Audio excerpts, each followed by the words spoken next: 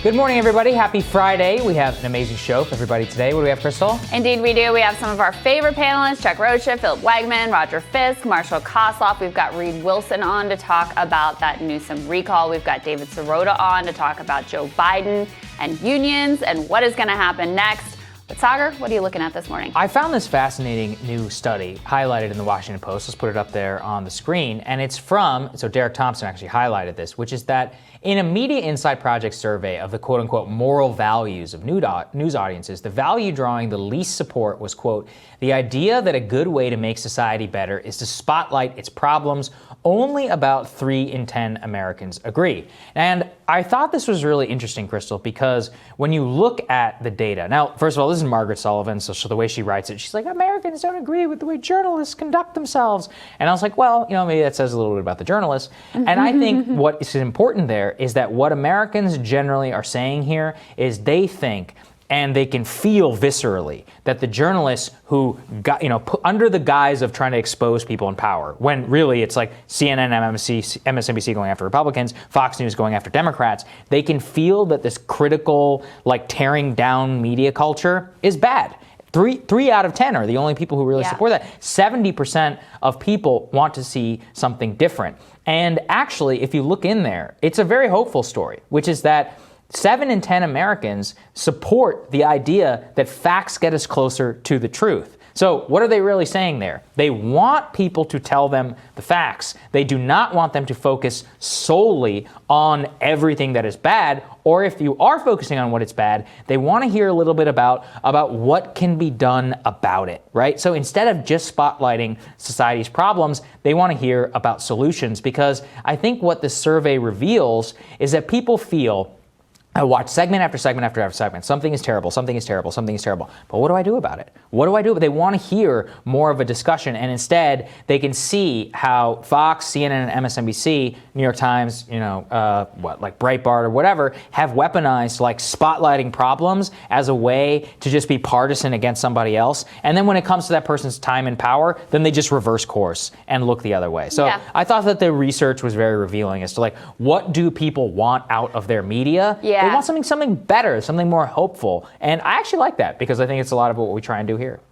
It's a rejection of the hate Inc. way of doing business in media, where you are constantly denigrating, trashing the other partisan side, ignoring any of the failings on the partisan team that you're cheering for, and at the same time, you're not, there's so little actual accountability journalism aimed at people who have, or institutions that have, real power.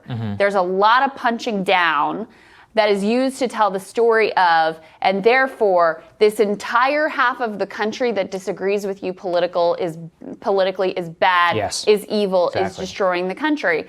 And people really reject that. At the same time, I'm not so foolish as to believe that it isn't an effective business model. No, it's very, it's enriching. Right, that's the problem, so that's the problem is people in the abstract say, I don't want this. This is, they see the big picture. This is bad for the country, right? This is destroying us. This is ripping us apart. This isn't moving us forward whatsoever. And oh, by the way, we see the way that you lie when it's convenient, or ignore when it's convenient, and overhype or go way beyond what the facts actually say when it's in the other direction.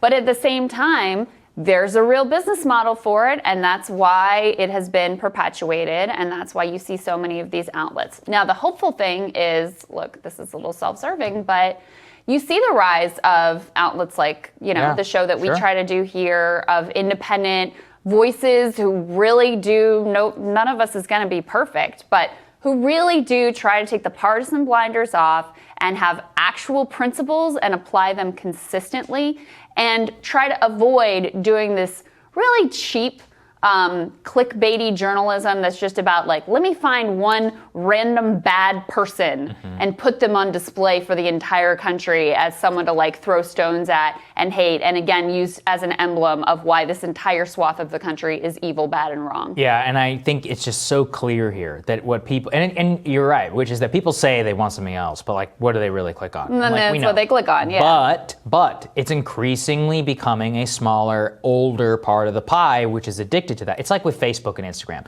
People know that Facebook is bad for you. Everybody knows that, but people spend a lot of time on it. I personally don't, actually, but I do spend a lot of time on Instagram. I don't even understand because Facebook owns Instagram, and so like they still own me, right? Right. But people know social media is making them miserable. Everybody knows that. They are still addicted to it. But knowledge is still power, and there are enough people who, if you dissent, you can have the rise of a program like this, or other alternative media, or Substack, whatever. There's so many different ways that you can enrich your life by not buying into a lot of these things. And I think that given how the future is trending towards that and not there, not at the pace that I would like to see, but it is trending there, dissatisfaction is the engine in many ways of creativity, of like creative destruction, of like something new. And I hope that it moves more in that direction. Indeed. Yeah. All right. I'm looking forward to what you're talking about. That's next.